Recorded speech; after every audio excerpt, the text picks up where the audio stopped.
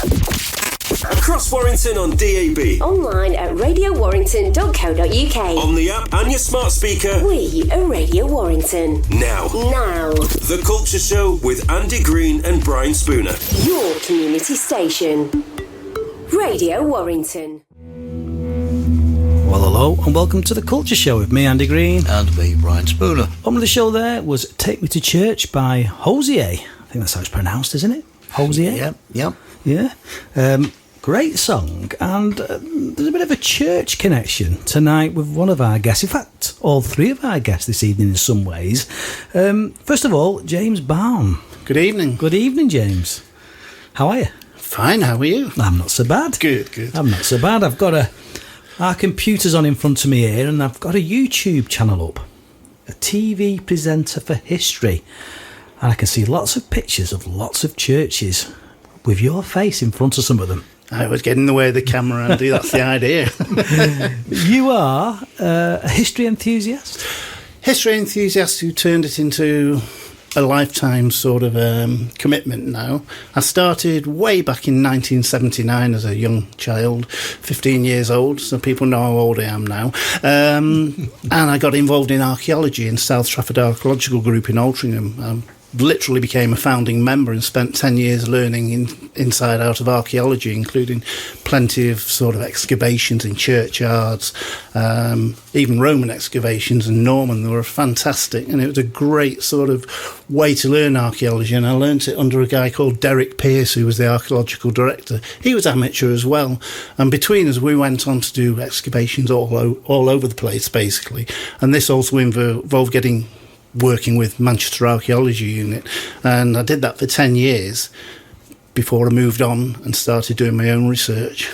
Yeah, and eventually you did your own website, I think, around Warburton? Yeah, I started researching Warburton in Cheshire, just near the dreaded Toll Bridge. Yeah, that's a battleground now. And over the years, I actually went on to discover a small Roman settlement, making fantastic finds of Roman silver snake bracelets, Roman coins, and that started the ball rolling especially with the newspapers in those days. It was going back to the mid-90s.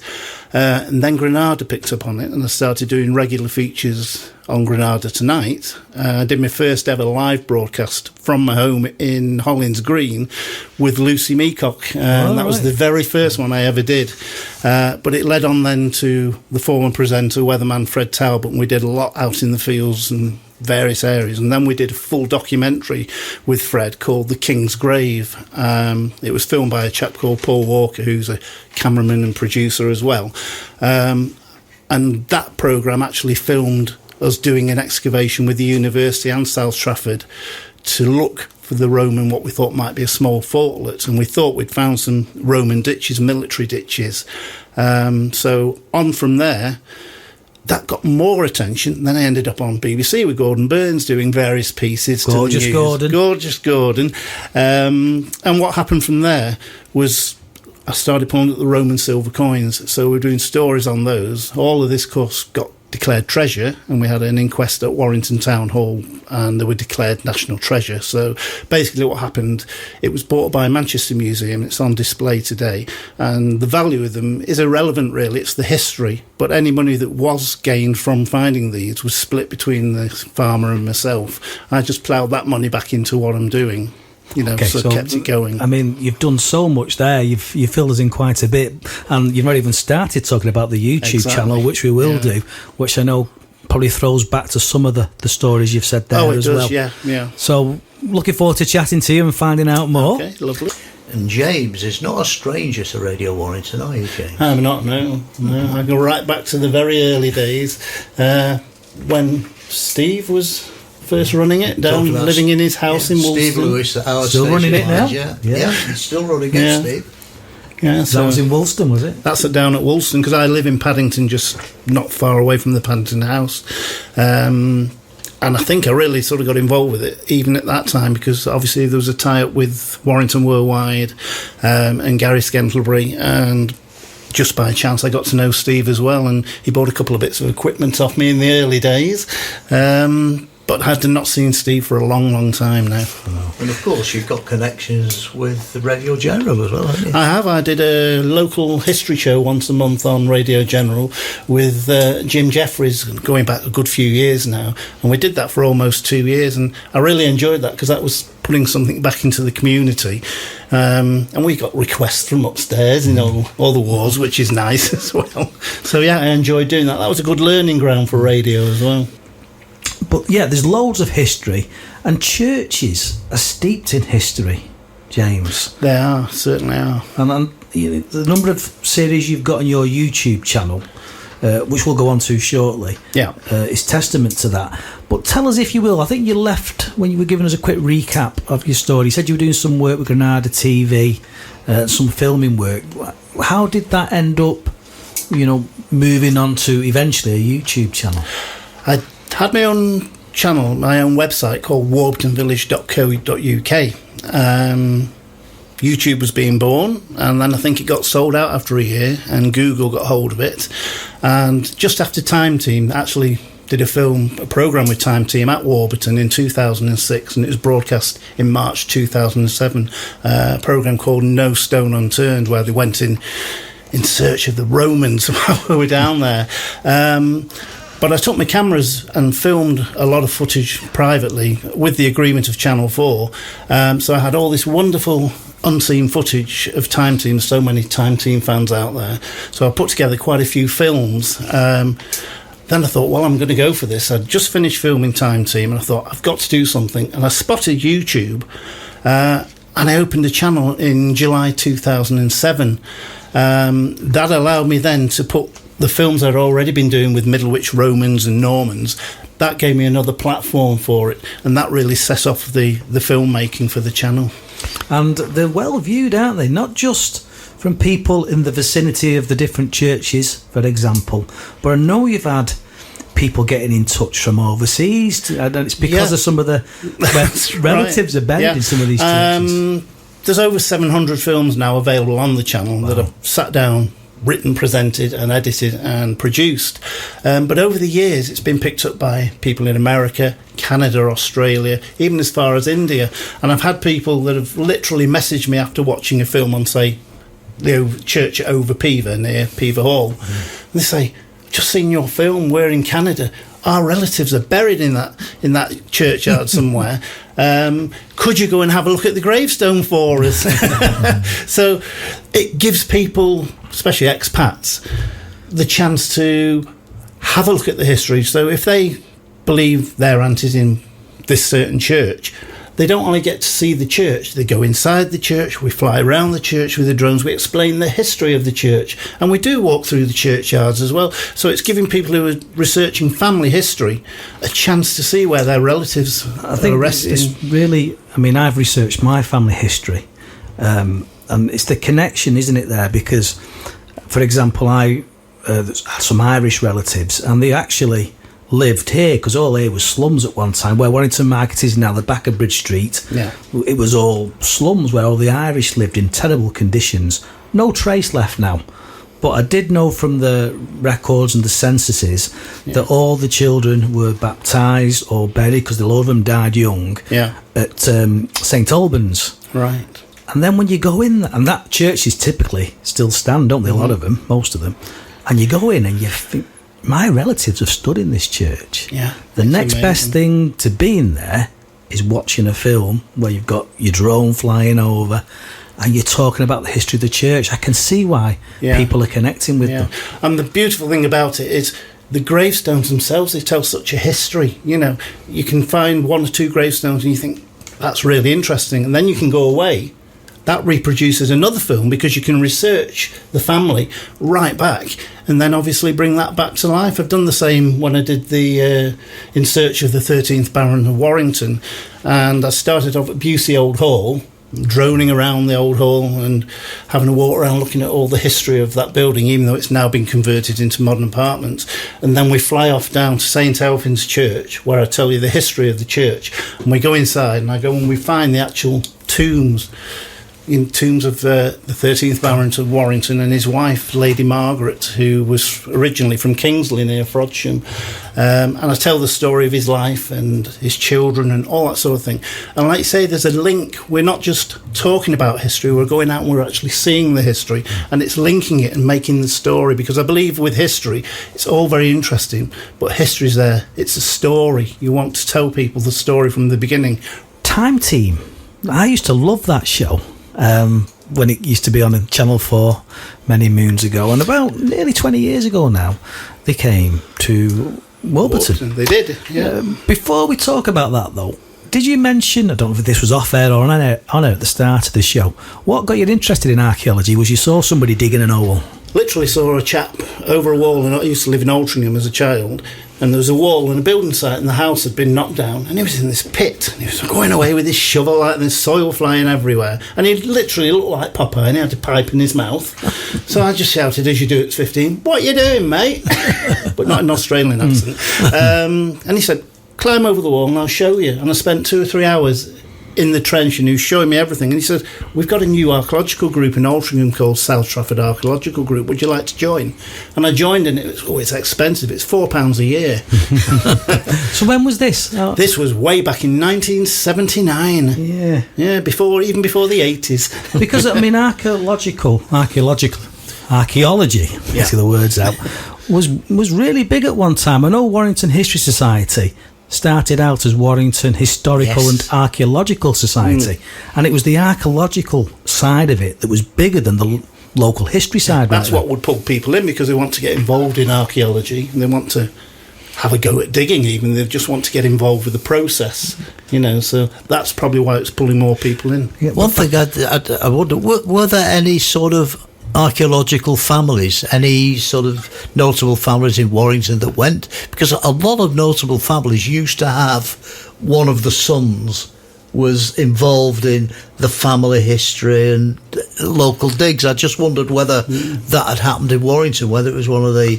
I know some of the members' names. I know Kendrick was the famous one, the archaeologist. Yeah, because the museum's full of quite a few things that he donated. And Warrington Castle, he did the first dig near where that's supposedly. But so you've got a love there for archaeology. Yeah. Obviously years progress, and then... Was it a find in Warburton? I mean, why was Warburton such a place of interest for you? What had happened, I'd got married in 1988 and moved from Altrincham over to Woolston, moved into Woolston. And no longer was I doing the archaeology, and I was missing it. So I thought, where should I really look? And I thought, well, there's some sort of mention of possibility of Romans in Warburton, although it's very scant and it's probably not even true. So the first thing I did was got an aerial photograph from the RAF from 1943, a huge one, and straight away I could see crop marks that indicated possible buildings from the past. So then I went and got the permission from the farmers. I started field walking, picking up Neolithic and Bronze Age flint tools off the surface every time they ploughed. Then, because I'd been metal detecting off and on for years, I thought, well, this is going to now pull through any metal work. And for years I was picking up Georgian stuff from the 1700s, a bit of Tudor stuff from the 1600s, but nothing specific. And then just one day I struck a sound, dug it up, and it was a silver Roman coin, and I thought, gotcha. So I had to then sort of think, well, is this a one-off? So I went back to Derek, who taught me everything I knew, showed him what I'd found and everything, and he arranged for the group to come out with me and do some field walking on some ploughed fields, and we were picking up all sorts of material from the Bronze Age, even the Iron Age, and then I was picking up Roman brooches, jewellery, even Saxon pieces. But it sounds like I did this quickly. I didn't really, because I started looking in 1996 at Warburton.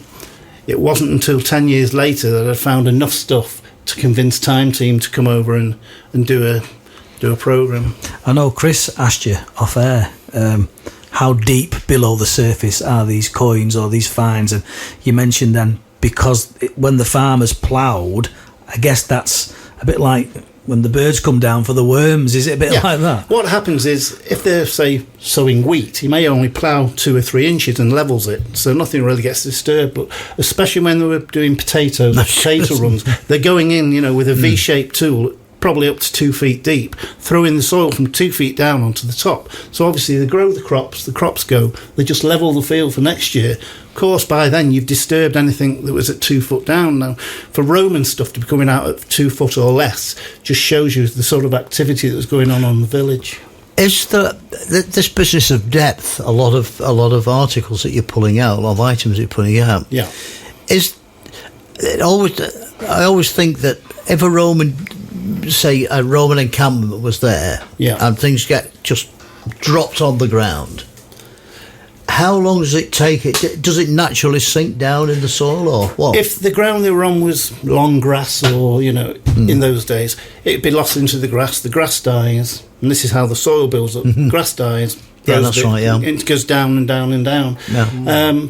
But in the case of the Roman coins at Warburton, it was a classic sign because they weren't all found together. They're scattered. That the soldiers have probably buried a tiny pot of coins until they come back, which they never come back. And the plough has just been clipping it every so often, and a couple of coins are clipped and moved across the field. That makes it harder. It took me over 6 months to find 8 coins, but because of the date of the coins and the nature of the coins, the experts could tie them back and say, well, these are most probably all from the same hoard. They're definitely pre-invasion, so the coins predate the invasion of Britain by the Romans. Therefore, they must have been brought with them by the military soldiers. So you would go onto a field. Would your machine scan it? The metal detectors will scan very precisely, but what I did, and a good job I did it, I made myself a map of the area and the fields I was on, and for every find that I made, I marked it on the map. So when it came to Time Team finally going, "Oi, can we come over and make a programme about this?" They already had my maps. They had all the information they needed, which meant they could then plot out where they were going to look. But they looked with resistivity meters, they x-ray the ground, radar. It's big operation. Big stuff, isn't it? And they actually claimed, and it's true, they dug the biggest ever trenches in any Time Team programme in history. And did they find anything? No. No, they actually found evidence of plough marks where the Roman farmstead, where they'd been working the land, but also because I was getting broken brooches and various bits of broken jewellery. They also think that they would have had a rubbish tip of their own. One thing with archaeology is rubbish. Everything that archaeologists go out to look for, it's the rubbish that's been left behind from previous decades and previous years. A lot of sort of Victorian bottles are found that way, aren't they? Oh yeah, definitely. There used to be a lot of bottle tips in the areas. Yes. And if you hit one, luckily, then you can be pulling out perfectly good Victorian bottles from the 19th century. But occasionally you do unearth treasure. You do sometimes. Yeah. And what was it you found that was... was it snake bracelet? Snake bracelet. Silver snake bracelet. And didn't find it with a metal detector. I was literally walking across the field looking for all the other bits and bobs, and it was a really sunny day, and I just saw something glint on the surface. And I went over and thought, oh, it's a bit of aluminium, like a tin can that's been cut up. And I just picked it up, and it had a snake head and a lovely body to it.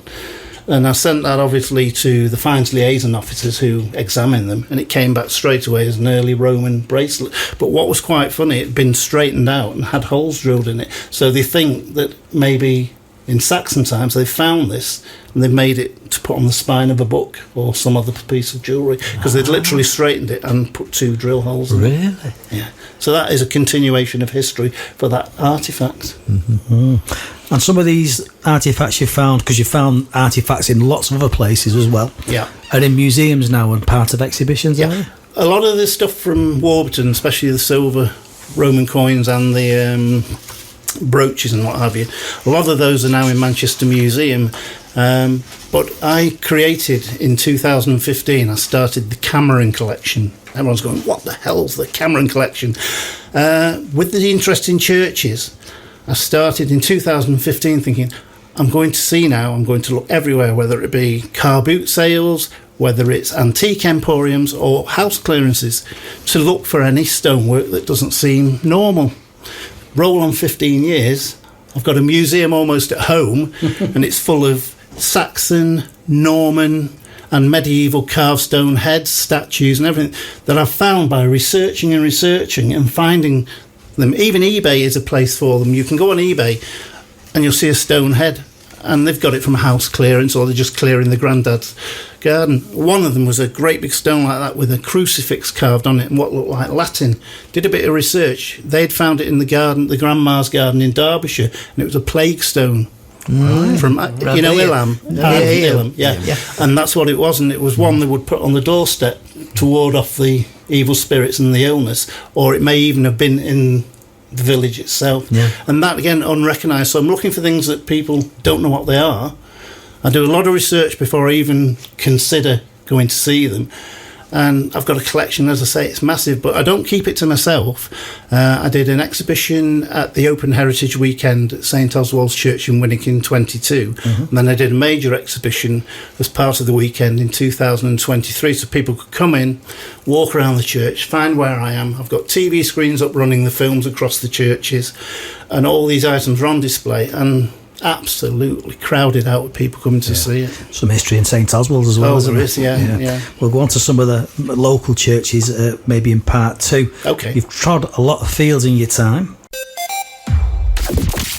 Across Warrington on DAB. Online at radiowarrington.co.uk. On the app and your smart speaker. We are Radio Warrington. Now. The Culture Show with Andy Green and Brian Spooner. Your community station. Radio Warrington. History doesn't change, does it? History's there. It's but you can unearth and find out new things about history. And our guest, or one of our guests in the studio, James Balme, you've been doing that for a good few years now. Yeah, been doing that now since 1979, moving forwards. How long have you been doing it whilst based in Warrington?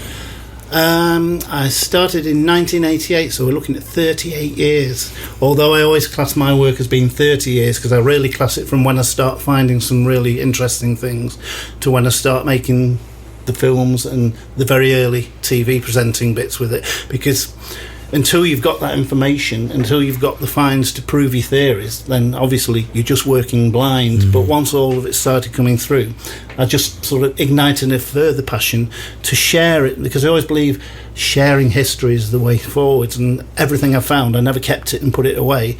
I would go to the museums, I'd speak to the newspapers, get it out of the public domain, because there's so much interest in what's going on in the Warrington area. It's fascinating listening to you tonight. People can see you conducting or carrying out similar interviews and see some of these films you've made on your YouTube channel. TV presenter for history, 4 being the number 4. Correct. Yeah. Over 4,000 subscribers there, 700 videos, multiple watches, views. Yeah. I had a look at the stats before I came on the show today, just to see where we are with it.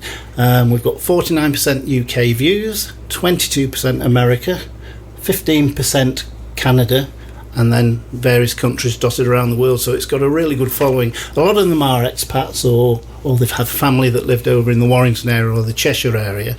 But what I did with the channel, I've split it into playlists. So you can go from the very bottom where I'm doing all my metal detecting and discoveries. You can watch all those films. Then there's a playlist for all the TV presenting and all the TV appearances and radio appearances, and then you come into the main bulk of the channel. We've got heritage features, which covers all the festivals I made the films for, the Romans, the Normans and the Second World War, and then we come into 2020ish when I started putting together history series. I did a series called History Walks, and I did 3 series, 1 to 3. That's over 30 episodes. They were mainly visiting churches, telling the history of the area where the churches stood, and into other sorts of buildings. Then we come through to 2021. I managed to obtain a drone, train myself to fly the drone. I thought we need to change the series now because it's totally different. So I mothballed History Walks. It's still there for everyone to see, and I came up with the idea of Rambles through history. Now these are totally different. These went from films to what the music people who send me music for films call cinema epics, because when I make the films, I don't know why, it's just within me, is I don't just come on, walk and go, oh hi, here's a church, and it comes on, we can be flying in through the buttresses of the church, we've got all the music going, the cinematic music, and I believe you build it up, you build up the atmosphere.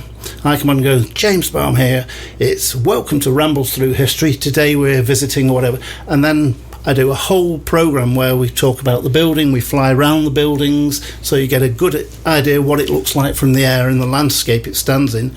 And then we go into the church or into the historical building, and we pick on things that you wouldn't see. You might walk in the church, have a look around and walk out. I always speak to the churches and say, is there anything in particular that I can talk about or show to the public? And they'll go and get me Bibles that have been hidden away since 1650, or all different things that you wouldn't normally see. So I try and build a history of the church itself, and often work our way back, because a lot of churches you see today, the Victorians basically ripped apart a lot of churches and rebuilt them in their style. Earlier churches go back 1500s, 1300s, even earlier. St Mary's Church in Lymm, next to Lymm Dam, when I did that film, I did a lot of research and found that when they renewed it, the Victorians came along, right, we're going to put all our money into this, we're going to have this wonderful church. At one end, there was a 14th century chancery. They blew it up with gunpowder. Oh, goodness. It just blew it up and rebuilt, and to us today, that's absolutely shocking, but to them, it was just progress. That's what they thought. So you've got a sweatshirt there that says James Balme, history presenter and columnist. I know you've done some work with Cheshire Life. Yeah. But we must say filmmaker then as well, because you must put a lot of effort into that, and that's a skill set in itself. I mean, if you think about it, what I found brilliant is I thought, I'll put some of these on TV, because you can put my YouTube channel onto your TV now with all the smart TVs, and I thought they're going to be a bit grainy or whatever. Watching them, they're coming back UHD. Absolutely. You wouldn't tell the difference whether it was a TV programme made by BBC or ITV or not. And the thing is that I'm getting out there and I'm getting these churches across the world, I'm getting the historical buildings across the world, and the beauty of it is you're getting the feedback. It's not just a case of someone watching it and saying nothing. People are asking questions, people are getting involved. I think this is what, sort of when you look at YouTube, this is what is allowed. I mean, as a kid, you used to go to the films, you'd see a film, but you were sort of isolated from it. It's what they were giving you, and that was the end of it. Yeah. But nowadays, you've got a YouTube channel, there's always a link back to either a website or a person. Correct. And that's the beauty of it. And the other thing, as you were saying about making the films, people probably listen to this and thinking, oh, that guy goes out, he makes a film, he puts it on, brilliant. You've got to write the script, you've got to do all the writing, you've got to research the buildings, you've got to get all the permissions in place, you've even got to get the permissions to drone over these buildings. When you've done all your filming, you've done your droning, you've done everything, you've then got to come home, you've got to put it onto your edit suites, you've still got to retell the story and get it in the correct order so it sounds right, it tells the story from the start to the finish, and it's got to go online. And if it's not perfect, I've sat up nights sometimes 10 or 11, 12 o'clock in the early days redoing films, because when I first started doing it, you recorded onto big videotapes, then you went onto your mini DV tapes, which is fine, but the problem is if you've got a 2-hour tape, you've got to spend 2 hours transferring it to the computer. Nowadays it's microchip and you just go boom, straight on. It's a bit easier. Technology's helped a lot, but I think we shouldn't underestimate the work that goes into that. My day job in marketing, just putting a short video together, the many hours and days can go into that. But I mean, they're engaging, James, they're really engaging. We will share a link on our Facebook page. Let's go back to James and your videos, and most of them, 90% or so, are the Cheshire area. Is that fair to say? Yes, that's correct. Nearly all Cheshire area. I have a few if I go, and it's a habit now. And my partner, she's very much into it like me. She loves history, and she'll come out with me and doing photographs. I'll go off videoing, and she'll disappear into a churchyard or into the church. Might see her a couple of hours later cursing if the film hasn't worked properly on the camera. But yeah, I do go to North Wales, and if we go down south, I'll have a mini camera. It's only about the size of a toothbrush, but it's UHD and it's wonderful, and it comes with a little mic. So I'll suddenly turn up a church and my partner will go, "You're not making a film, we're on holiday." But I still get in, sneak one in there. It's a labour of love. How do you decide which churches you're going to do? Have you got a list that? I actually initially started off with a history of Cheshire churches, which was written by Raymond Richards in the 1950s. He actually lived at Goresworth Hall. So I went through his book meticulously, and it gave me a great background, and I chose the ones that basically were the most interesting, both visually and internally. Have you ever done the St Mary's Church in Stockport? I've not gone that far out that way yet, so I'm looking to go to the Stockport Macclesfield side at some Because point. quite interesting, really, the church is in the Market Square. Right. And it's the top of the hill, and of course it's the Stockport again was the only crossing of the Mersey above Warrington. Right. And in fact, the Mersey starts in Stockport. That's right. It comes down from Marple, doesn't from the it? Tame and the Goyt. The Goyt comes down from Marple. The Tame comes from the other And they come Duckenfield, that join side. Yeah, but that's quite an interesting church. In fact, a Christmas carol was first sung in that church. Christians Awake. The writer of it walked on, I think it was Christmas Eve, something like 9 miles to perform it in the church. Wow. Wonderful. Incredible. Which Warrington churches have you covered? The two main ones I've done are St Elfin's. That's when I did the film about 13th Baron, and I did a lovely film in conjunction with St Oswald's at Winwick.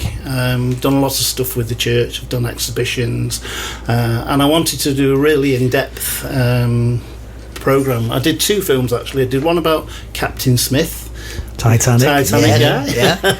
And then the rich history went into all the medieval period, into the 1600s as well. And it's wonderful to see that history within the church. And even within the church, I was there one day and they said, have you seen this under here? And they picked a piece of wood up, like one of the columns coming into the floor, pulled the wood to one side. There was a medieval face carved into the bottom of the actual column. But again, what I've done there is I also touched on the Civil War as well, the Battle of Winwick. But I've tended not to go too far with that because the church do have a reenactment company that come down and do quite a bit of stuff the with Battle the Civil War. of Winwick Society, we've had them in here, haven't we? Yeah, so I'll leave that to them. But I've done, even at Cultures, I've done New Church there because that burnt down early 1900s. So I did a film about, what did I call it now? Come up with all these names. And it's called New Church from the Flames, because literally it did burn down, and I did some of that, and I've touched on Croft Church, although I've not done a lot there yet, but I've gone out, like I say, I've been up to Daresbury and done the church there, and I've been over to Frodsham and various areas, so I do cover quite a lot. But what I'm looking to do now, there's great interest in all the churches that I do, but I'm noticing that when I do a castle or a stately home or anything else, that's getting a lot of interest. So because I did the churches during COVID initially, because that was the best thing to do, I'm now starting with the new episodes I'm writing of Rambles Through History. I'm going to be moving out into different areas, so I'm going to be looking at castles, stately homes, various historical stories. I want to mention, if it's all right, just before you go on to that, Brian, Warrington Castle, the project, they've got a Kickstarter campaign about to launch on the 16th of June to fund the next careful archaeological investigation into Warrington's forgotten Norman castle near St Elfin's Church. Responsible archaeology, proper permissions, professional guidance, no independent digging or metal detecting. We've had Keith on the show a number of times, Keith Myers, who's behind that project, and he will be in telling us a little bit more about that. But that's exciting, isn't it, James? Well, I've actually picked up on that a couple of weeks ago, and I've actually messaged Keith last night through his website and told him that I'd love to get involved and offer some support in some way. Obviously it's all voluntary, but it's Warrington history. We're both working at the same sort of level, both looking to find more history in Warrington, and it's something, if Keith comes back to me, I'd be very happy to I'm to sure get he will. involved with. In fact, I was chatting to him just before he came on the show, because we're going to do a little short snippet that we can play out to try and get this Kickstarter thing going, because wouldn't it be good to have an archaeological dig in Warrington? It'd be fantastic. I mean, I've had a very brief look at what he's doing, and the exciting bit is we know we've got the mound in St Elfin's churchyard. We know that the possibility of the Norman side is under the housing estate, sadly, but with the LiDAR, the radar and all the other things coming together, might well prove something very different. You want to see some of the 3D stuff he's done. Some of the there was a day at St Elfin's where he had the, you put the headset on, and you could actually walk through and see the Motte Bay because Castle. There's one at Bowden Roundabout, literally, and that is still there. The actual mound is still there, and there's still got stones on top marking where they had the building on top. And I took Tim Strickland there years ago. He wanted to see it, and Tim Strickland, if you don't know who he is, he's the archaeological director of Giffords, the construction people, and he was the major archaeologist in Chester for many years till he retired. And I worked with him very closely at Middlewich on the Norman and Roman festivals, and I actually took him down to see this Motte and Bailey. He was blown away with it, you know, to see one that's still literally standing almost, you know, and that might be a nice reference for Keith to have a look at it sometime, because you can still climb the mound. Absolutely. It's quite interesting, really, as well, because not only do you read about these things, but things are handed down by mouth, literally. I can remember as a young child, a friend of mine, a schoolmate of mine that we used to play around like you do with kids, he once said to me, he said, "Oh, my dad's going to Cromwell's Castle." And I went, "What? Cromwell's Castle? What's Cromwell's Castle?" Oh, he said, "It's a friend of my dad's, he's got a farm." And basically it wasn't a castle, it was a farm that Oliver Cromwell had stayed in during the Civil War. Yeah. But it was always referred to amongst the children, and had come down as, you know, Cromwell's Castle. It wasn't a castle, but it had, what the interesting part about it was, it had got the old-fashioned turret, round turret that farms used to have. What they used to call protected farms, weren't they? That's right. And it had actually got this turret on the. So it wasn't a castle, but it was a defended farm. A bit like Cromwell's cottage here in Warrington. Not the curry house, though. No. And there's an interesting geographical feature in the Appleton area of Stockton Heath. It's known locally as Cromwell's Cut, and it's it's at the top of Hill Cliff. The road cuts through where I don't know why it's been called that. I've perhaps got the some kids used background to call it the on rat run. They used to get from the school. It's Cromwell's Cut. There must be a connection there. Yeah, I need to find out what that connection is. It's like a public footpath, isn't it? It goes down through the houses. That's right. Yeah. Well, that's something for you to research, James. It is, isn't it? Just a quick one before we move on. I just mentioned the hill at Bowden, the Motte and Bailey there. If anybody wants to take a look at that, there's a film on my channel, and it's called Return to Watch Hill. And I take you to the site, and I take you right up the mound, and we have a look at some of the features. So that's there if anybody ever wants to have a look at a Motte and Bailey. Yeah, TV presenter for the number 4 history. Super. I've got it in front of me. It's an absolutely comprehensive website, and you can get lost in there for hours. Get your telly on, get your smart TV on. The on. smart TV, it's totally different. Yeah, absolutely brilliant. I was told my mother would be on TV one day. And some of our history enthusiasts and festival organisers have got their own little history, and I think you're going to ask them some questions now, Brian, that might touch on that. Yes, I think the first one, and we always ask most of our guests this, well, the favourite book? Me?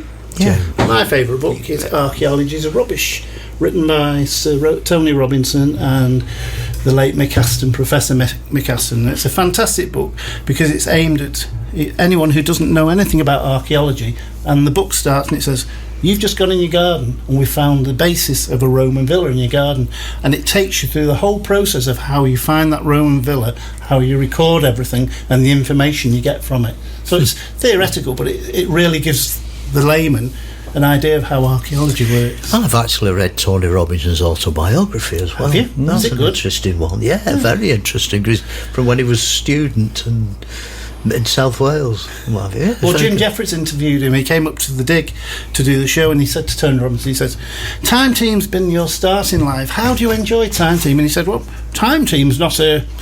No, I've done much more than that in the past." He says, "I'm only 26. James, I know you want to give a couple of plugs. One to your YouTube channel, which is...